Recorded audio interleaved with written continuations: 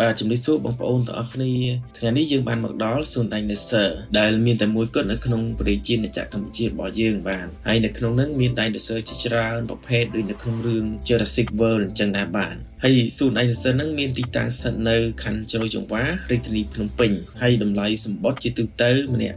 $8ហើយ$5សម្រាប់ក្មេងៗបាទពេលខ្លះក៏មាន discount ទៅតាមនឹងអញ្ចឹងទៅនៅក្នុងនោះគេមានកន្លែងសម្រាប់ក្មេងលេងជិះទូកជិះដៃនេស័រលេងអីអញ្ចឹងទៅតើយើងទៅទស្សនាទស្សនវិជ្ជានៅក្នុងនឹងទាំងអស់គ្នាបាទនេះគឺជាទស្សនវិជ្ជាពេលដែលយើងចូលទៅក្នុងដំបូងបាទមិនដែរបងប្អូនមានអារម្មណ៍ថាប្លែកអត់សម្រាប់ខ្ញុំគឺប្លែកភ្នែកដូចនៅក្នុងរឿងអញ្ចឹងបាទដៃនេស័រនៅក្នុងហ្នឹងគឺគេមានឈ្មោះមានប្រវត្តិសង្ខេបរបស់គេនីមួយៗទាំងអស់ហើយសំខាន់ណាមើលទៅដៃនេស័រហ្នឹងដូចពិតអញ្ចឹងលក្ខណៈថាគេធ្វើអំពីជ័រទន់ៗណាហើយខ្លះមានកាយវិការហើយខ្លះមានសម្លេងទៀតអញ្ចឹងបើសិនជាបងប្អូនធ្លាប់មើលរឿង Jurassic World គួរទៅមើលឲ្យបានម្ដងបាទយើងទៅកន្លែងហ្នឹងដៃនេស័រហ្នឹងមើលទៅដូចពិតអញ្ចឹងប្លែកភ្នែកដែរបាទ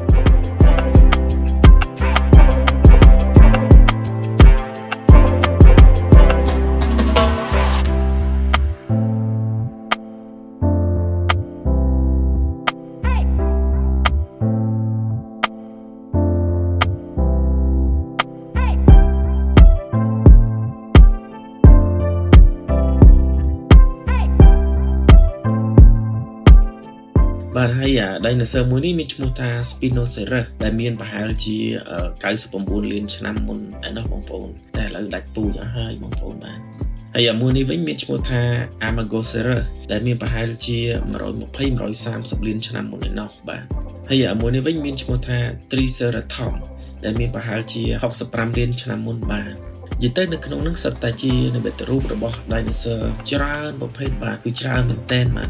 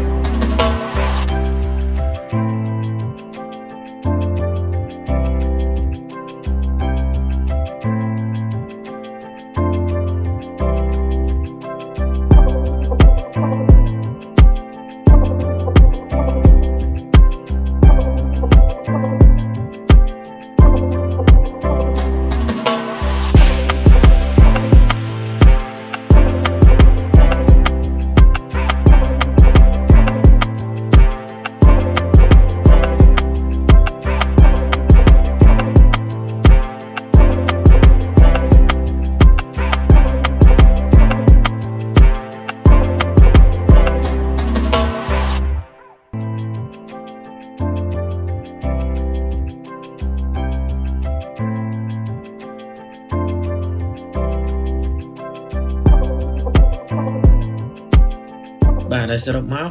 សួន Dinosaur គឺជារមណីយដ្ឋានបែបកែច្នៃដែលមានកន្លែងសម្រាប់ក្មេងលេងជីទូកជី Dinosaur លេងនិងមាននិមិត្តរូបរបស់ Dinosaur ជាច្រើនប្រភេទបាទតាមរយៈវីដេអូនេះសង្ឃឹមថាបងប្អូនទាំងអស់គ្នាទទួលបានព័ត៌មានមួយចំនួនអំពីសួន Dinosaur មួយនេះបាទវីដេអូរបស់ខ្ញុំក៏ដល់ទីបញ្ចប់ហើយដែរបាទខ្ញុំបាទសូមអភ័យទោសបើសិនជាមានពាក្យពេចន៍មិនសមរម្យឬក៏មានកំហុសដោយអចេតនាណាមួយបាទសូមអរគុណបាទ